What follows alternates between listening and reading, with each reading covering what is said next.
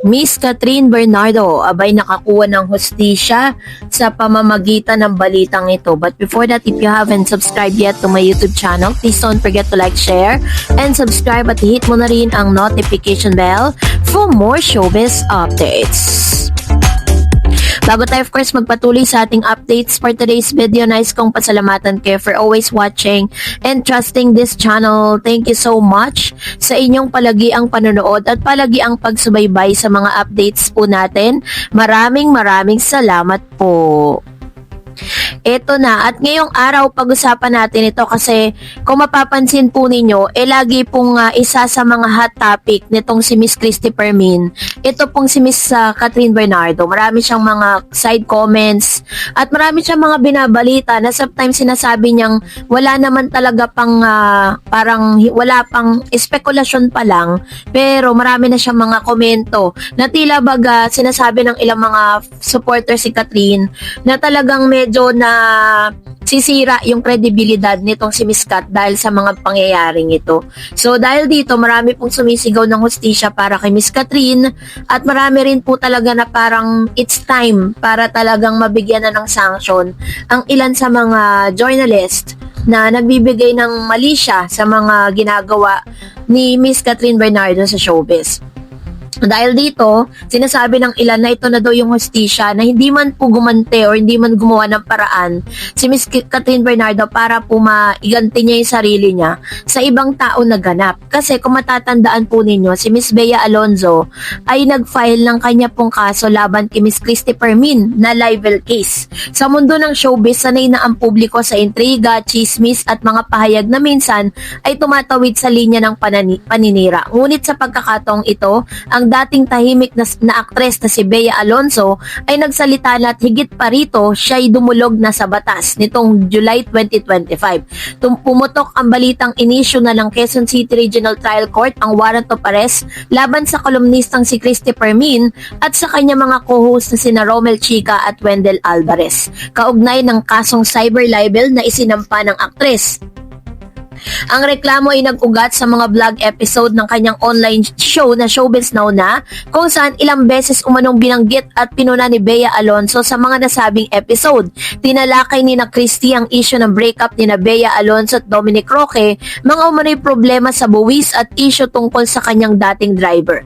Ayon sa kampo ni Bea, malisyoso, mapanira at walang basihan ang mga naturang pahayag. Sa kabila ng pagiging public figure, nanindigan si Bea na hindi dapat ito gawing dahilan para basta na lang sirain or siraan ang kanilang pagkatao. So dahil dyan ay dumaan po sa legal na proseso at nagkaroon na po ng desisyon ng korte.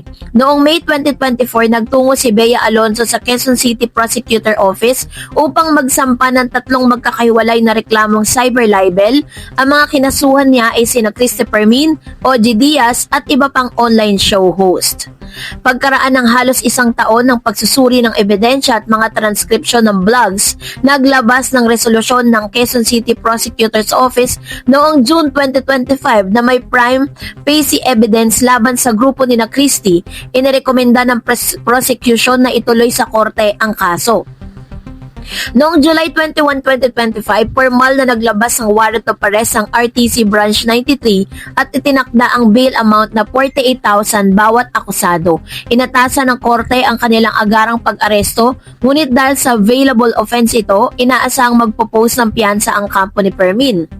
So, sa kampo naman ni Bea Alonzo, si Attorney Jose Manolo Garcia, abogado ni Bea, ay nagpahayag ng paglabas ng warrant ay tagumpay para sa katarungan at integridad ng kanyang kliyente. Hindi ito laban para lang kay Bea, kundi laban ng lahat ng artistang ginagawang biktima ng pang-aabuso gamit ang digital platform. Hindi lisensya ang pagiging entertainment vlogger para manira. Dagdag pa ni Garcia, hindi raw tinatarget ni Bea ang kalayaan sa pamamahayag, kundi inaaksyonan lamang ang paninirang puri at maling impormasyon. Sa panig naman ni Manay Christy Permin, si Christy Permin naman ay nagpahayag sa kanyang programa na nagulat siya sa paglabas ng warrant ngunit handa siyang harapin ito. Sabi niya, trabaho lang ito, parte ito ng pagiging komentarista. Kung may kaso, kakasuhan. Ilalaban din namin yan, hindi namin kami tumatakbo sa pananagutan. Tinutukoy rin ni Christy na matagal na siyang nasasangkot sa mga ganitong kaso bilang bahagi ng showbiz journalism. Ayon sa Republic Act number 10175 or Cybercrime Prevention Act 2012, ang cyber libel ay tumutukoy sa paninira ng reputasyon ng isang tao gamit ang digital or online platform tulad ng YouTube, Facebook, blogs at iba pa. Higit itong pinapatawan ng mas mabigat na parusa kumpara sa ordinaryong libel dahil sa lawak ng audience na naaabot online. Sa kasong ito, sinasabing ginamit ang online show para magpakalat ng mapanirang impormasyon laban kay Bea. So, dahil dyan, meron po mga reaksyon ang publiko patungkol dito. Naging hati ang opinyon ng publiko. May mga nagsasabing tama lang ang ginawa ni Bea upang mapanagot ang mga nag-aabuso sa digital media. Komento ng isang netizen, hindi porket sikat, matagal ka ng reporter, may karapan-kantan ka ng siraan ng tao. Go Bea! Ngunit may ilan din namang nagtanggol kay Christy. Di public figure si Bea. Part ng showbiz ang mapag-usapan. Baka overreacting lang siya. And sa panahon po na yan, ay ito na po yung panahon para umaksyon ng mga artista. Sa kabila ng pagiging public figure, hindi nawawala ang karapatan sa dignidad sa bawat artista. Hindi dapat gawing free for all, punching bag ang kanilang personal na buhay. Ang paglaladlad ng mga sensitibong impormasyon, lalo na kung walang sapat na ebidensya, ay hindi bahagi ng responsible journalism. May mga makatuwirang pagkakaibang entertainment reporting sa character assassination.